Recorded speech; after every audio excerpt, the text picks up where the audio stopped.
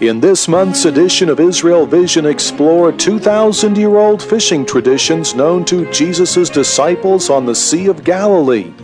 Join your Israel Vision hosts, Dr. J. and Maridel Rawlings, on a search of ancient harbors used by fishermen like Peter and his brother Andrew.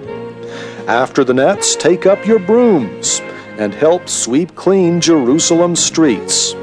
Participate in a labor of love with volunteer Swiss street sweepers.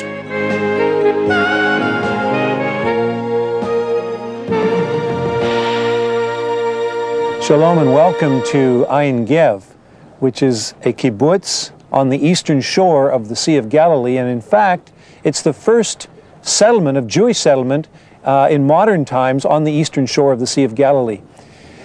Of course, the Sea of Galilee features very strongly throughout the New Testament. It was the place where Jesus did most of his teaching, and you wonder why this little tiny lake, really in all of the world, God chose to send his Son here. It's about 8 miles wide and about 13 miles long, 400 meters below sea level, and yet it's where the Lord sent out the word among the nations. Here at the Sea of Galilee, Jesus of Nazareth called the first disciples. His first followers were sailors and fishermen. As Jesus' audience grew, he preached from fishing boats anchored near the shore. And he sat down and taught the people from the boats. Jesus walked on the waters of the lake, calmed a storm, and during the course of his ministry often traversed the lake by fishing boat to teach in towns and villages which lined the shore. When Jesus came to the lake the first time, he came to Tapra. Tapra is the best fishing ground during the winter, the fishing ground for the St. Peter's fish. And there he met a boat, two fishermen. One of them was Simon, Peter later, and Andrew, and they were casting, and he told them to follow him. He promised to make them fishers of men, and that is the beginning of Christianity.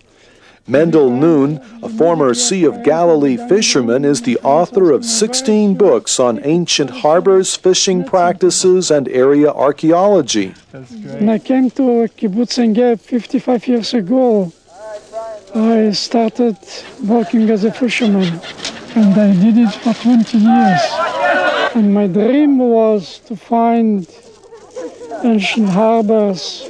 Remains of 16 ancient harbors have been discovered along the shores of the Sea of Galilee. 13 of these were found by Mendel Nun himself.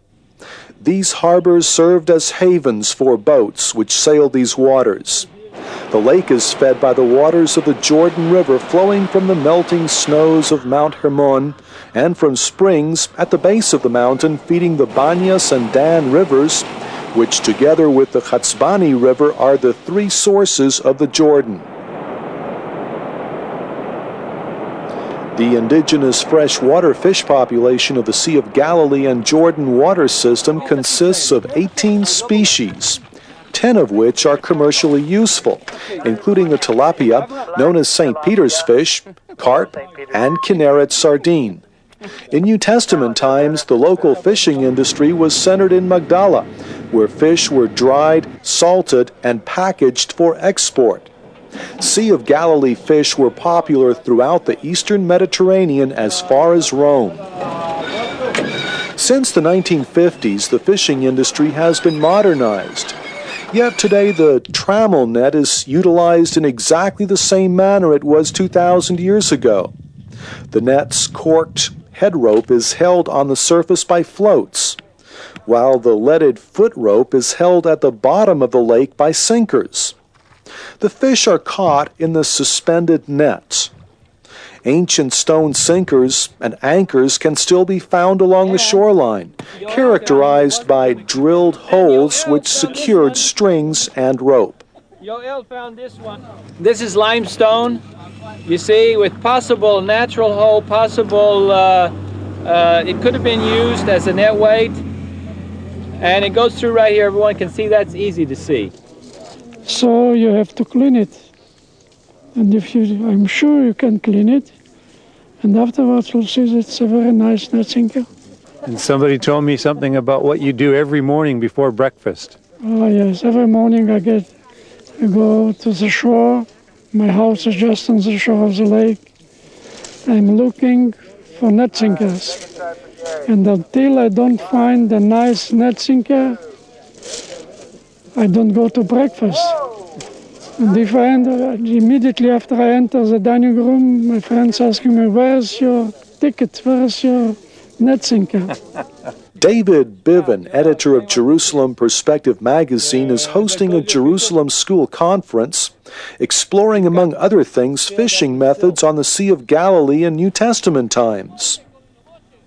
The cast net is circular, measuring from 5 to 8 meters in diameter with lead or stone sinkers attached to the edge and used by a single fisherman.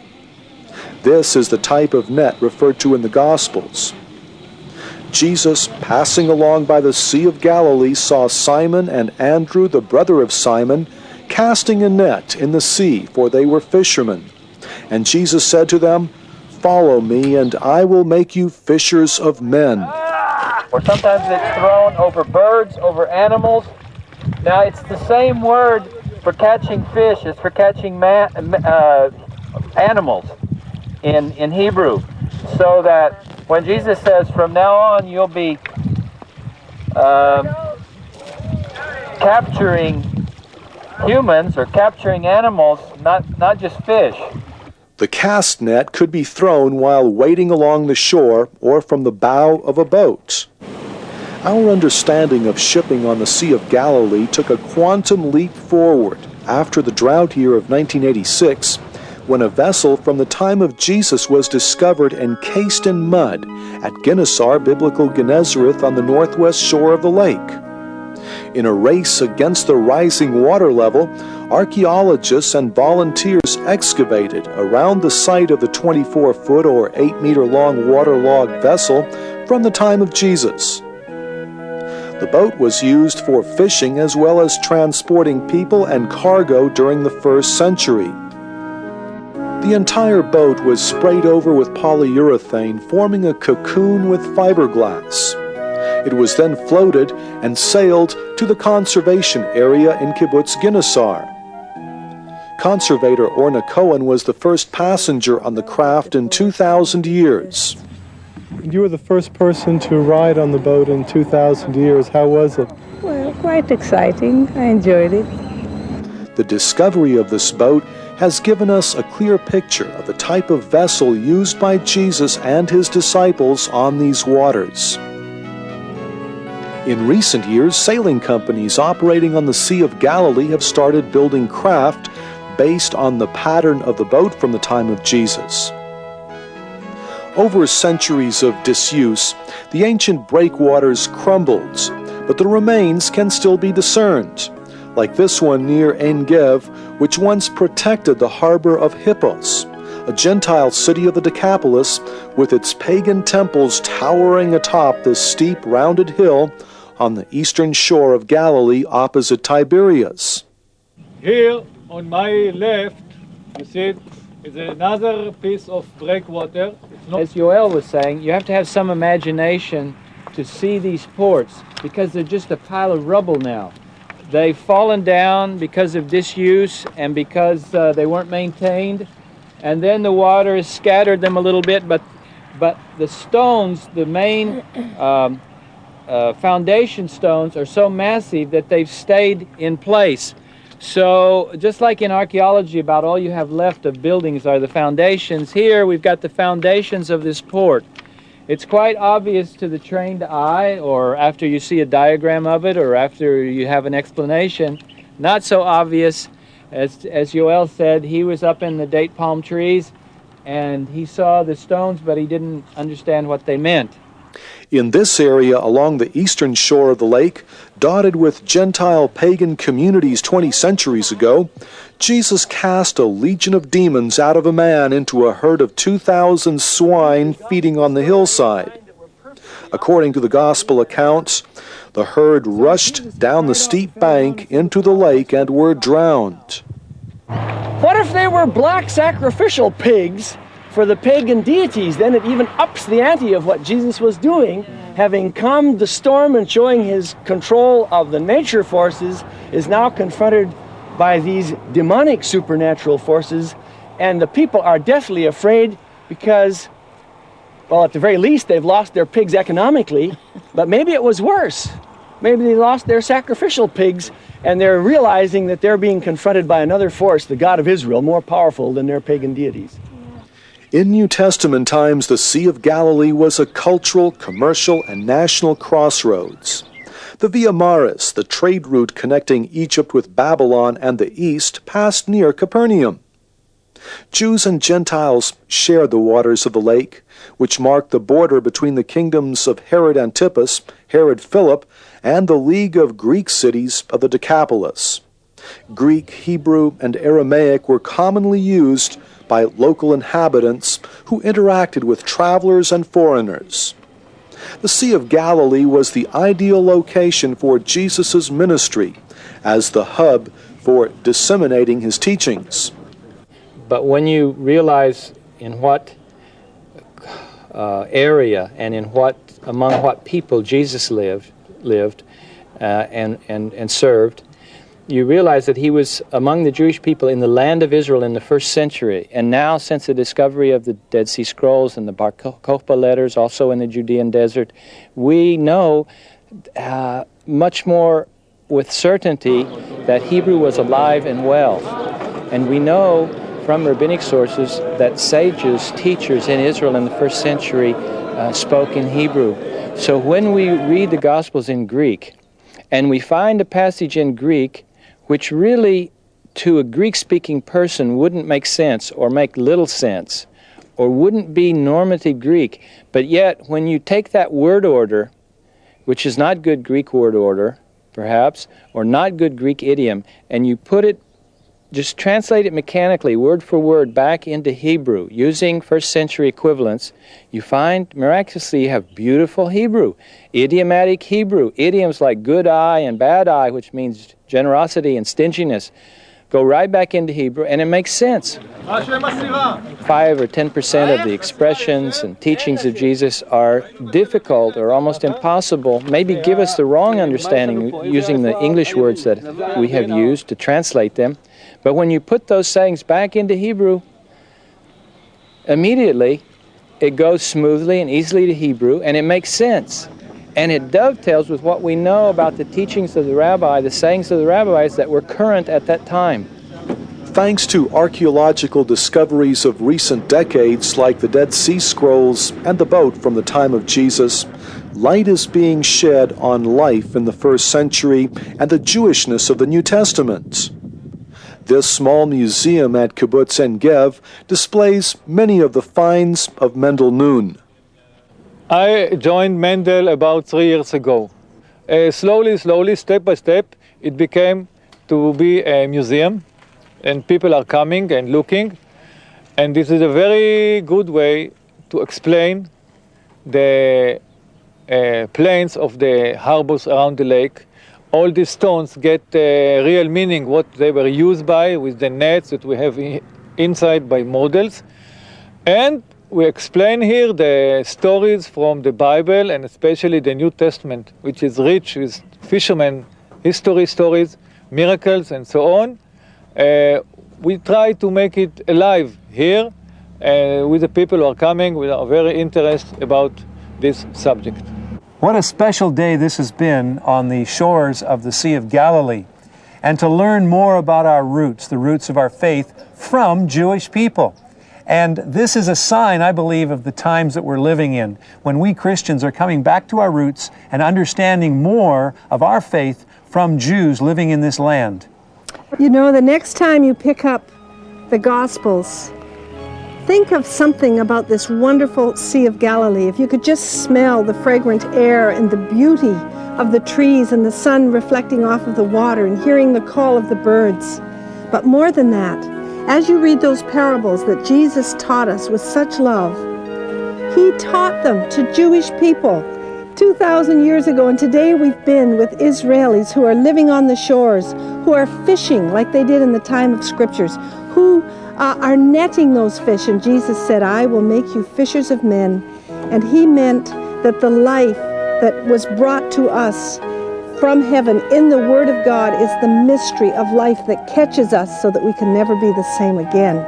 And we also know that He is the anchor of our soul, the Holy One of Israel, the Son of Man.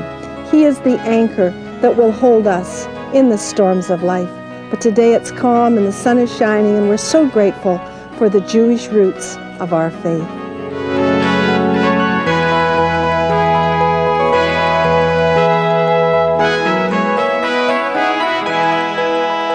The Word of God literally comes alive on the streets of Jerusalem, where God gives grace to the humble. One might paraphrase Isaiah 61, verse 5, which says, strangers shall stand and feed your flocks. Sons of the aliens shall be your plowmen and your vine dressers, that Gentiles from afar will lovingly sweep your streets. For the 4th year running, a Swiss organization, Hope for the Nations, has sent a group of Christian volunteers to help clean up the Holy City. The crew of 25, some of them former drug addicts, reached by the Ministry of Hope for the Nations, work under the official auspices of the Jerusalem Department of Sanitation, which provides them with bright blue uniforms, brooms, and mobile garbage bins. At the rendezvous point in Jerusalem's Independence Park, the Swiss volunteers are divided into groups of 2 and 3 for assignment to regular sanitation crews serving all areas of the city. I'm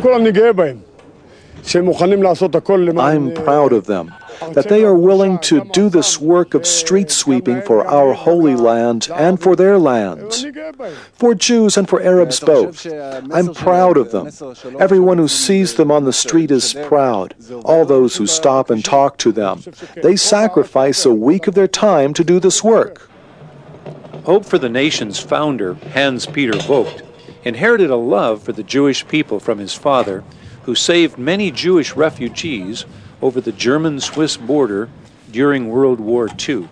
My father helped the Jewish people during the Second World War, and his name was Paul Vogt, and that is a blessing from my father I have in my heart. We started 4 years ago with Sweep the Streets, because the deep meaning is the history from the church is terrible. They started against the Jewish. They cut off from the Jewish roots.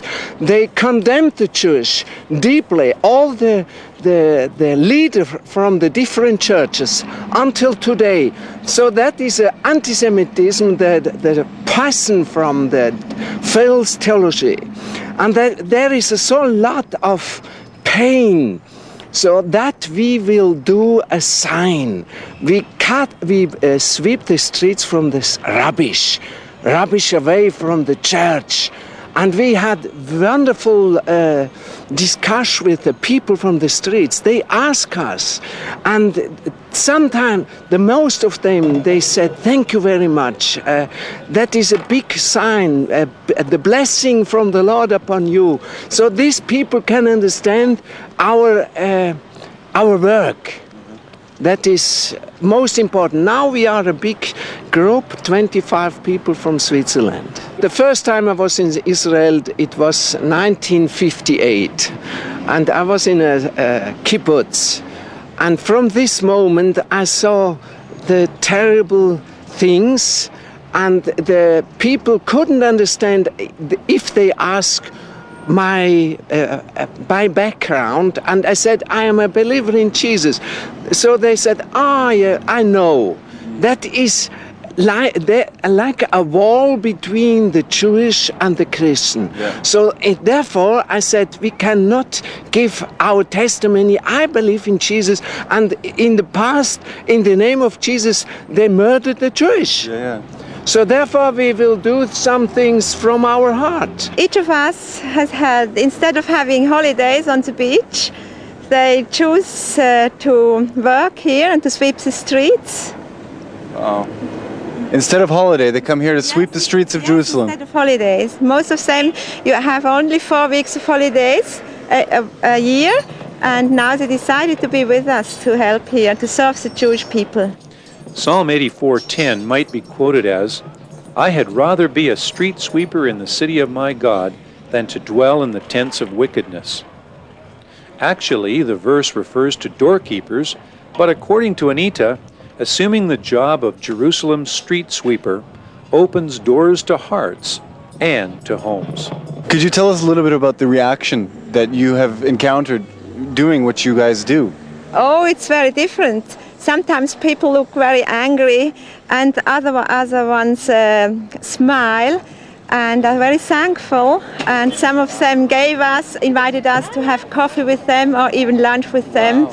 And it's exciting, all the experiences.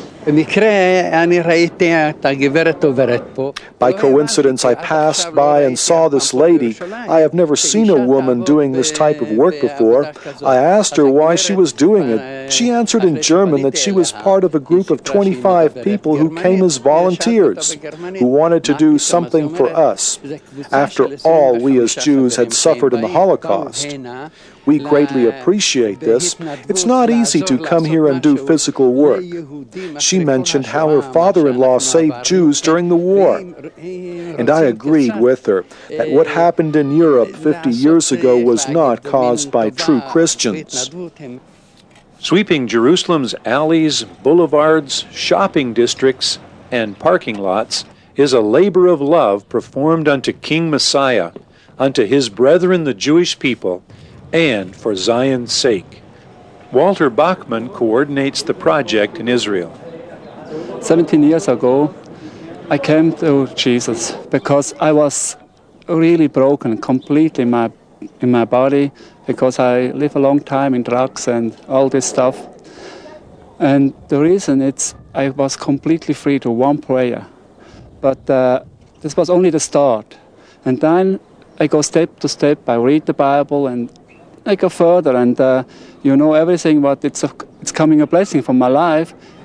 It's coming from here, from the Jewish history, from the Jewish people, from the land. Everything. It started here. As founder of Hope for the Nations, Hans Peter once took his band of reformed drug addicts, including Walter, to the borders of Switzerland.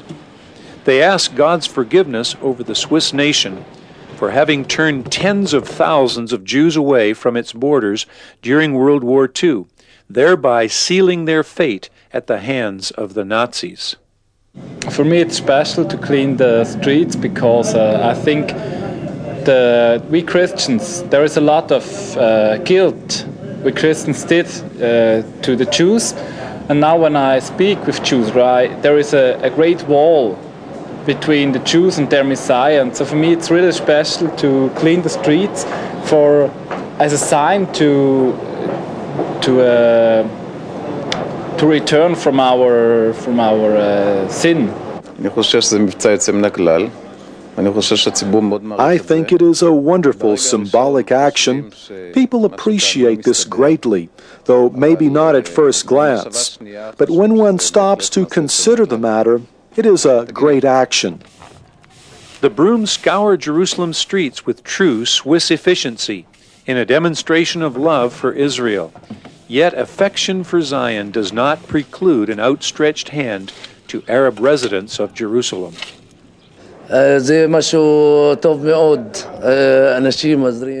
It is great that these people are helping during the holidays. Jews are celebrating Passover and we Muslims the Eid al-Adha. We work together, Arabs, Christians, and Jews. If two carry a garbage bag, it's easier than if one does it alone.